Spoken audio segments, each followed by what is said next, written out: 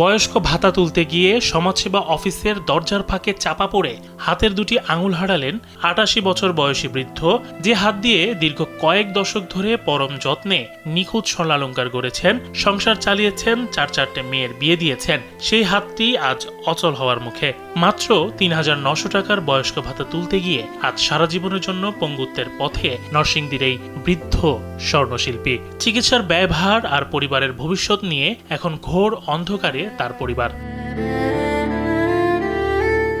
নরসিংদী শহরের বানিয়াছল এলাকার বাসিন্দা লোকনাথ ধর।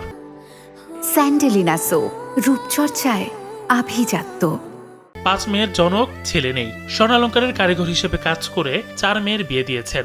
এখনও প্রতিদিন নরসিংদী বাজারের একটি স্বর্ণের দোকানে কাজ করেন তিনি। ছোট মেয়ের বিয়ে এবং সংসারের খরচ চালাতে সমাজসেবা অধিদপ্তরের বয়স্ক ভাতার ৩,৯০০ টাকা তুলতে গত মঙ্গলবার পৌরসভায় যান তিনি। কিন্তু সে ভাতা তুলতে গিয়েই দুর্ঘটনার শিকার হন লোকনাথ।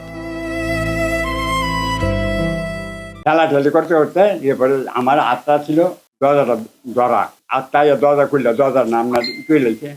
আমি আঙুল দুটো আনার সঙ্গে করছি যে পাবলিকটা আছে, পাবলিকটা দরজা কিলেই আসে পরে খোয়াইছে পরে আনলাম আঙুল দিয়ে লল লল লল লল লল লল করতে। পরিবারের দাবি, বৃষ্টি শুরু হলে পৌরসভার ভেতরে আশ্রয় নিতে গিয়ে দরজার পাশে দাঁড়িয়েছিলেন লোকনাথ। এ সময় ভেতর থেকে দরজা জোরে বন্ধ করে দিলে দরজার ফাঁকে চাপা পড়ে বাম হাতের দুটি আঙুল। গুরুতর আহত অবস্থায় প্রথমে নরসিংদী সদর হাসপাতাল, পরে ঢাকা পঙ্গু হাসপাতালে নেওয়া হয়। অস্ত্রোপচার করে আঙুল দুটি রক্ষার চেষ্টা করা হলেও সেগুলো বাঁচানোর সম্ভাবনা খুবই কম বলে জানিয়েছেন চিকিৎসকেরা। বর্তমানে বিছানায় দিন কাটছে লোকনাথ ধরের। ব্যথার পাশাপাশি তাকে কাঁদাচ্ছে ভবিষ্যতের অনিশ্চয়তা। আমরা চাই আমার স্বামী যাতে চলে ফিরে খাইয়া যাই, তারে বাবা এই ব্যবস্থা করে দিই। আমার একটা মায়ের হচ্ছে, আমি এত বাবা আমি কে পয়সা লেগে দিতারি না। মানুষের চাপাচাপির মধ্যে অসাবধানতা বশত এ দুর্ঘটনা ঘটেছে বলে জানান পৌর কর্তৃপক্ষ।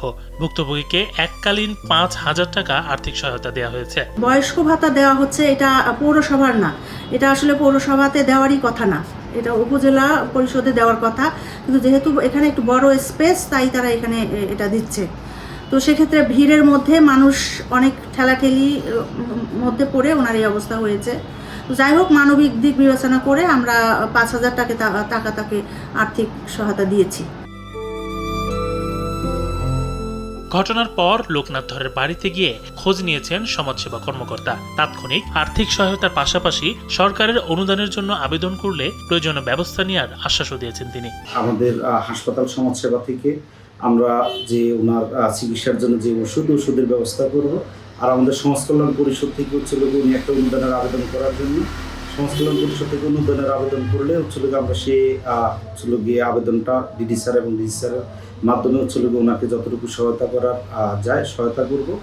আর উনি যেহেতু আঙ্গুল হারিয়েছেন, উনি প্রতিবন্ধী তালিকায় যদি আসতে চান, ডাক্তারের কাছে গিয়ে উনি একটা জরিপ ফর্ম ফিল আপ করে আমাদের এখানে জরিপ ফর্ম ফিল আপ করে ডাক্তারের কাছে যাবেন। ডাক্তার ওনাকে প্রতিবন্ধী হিসাবে শনাক্ত করার পর আমরা ওনাকে প্রতিবন্ধী ভাতার আওতায় নিয়ে আসবো। একটি দুর্ঘটনায় কর্মক্ষম হাত হারানোর শঙ্কায় পড়েছেন ৮৮ বছর বয়সী এই স্বর্ণকার। এখন চিকিৎসার পাশাপাশি সংসার চালানো এবং ছোট মেয়ের বিয়ে নিয়েই সবচেয়ে বেশি দুশ্চিন্তার দিন কাটছে লোকনাথ ধরের। ইমাম শরীফ, কালবেলা।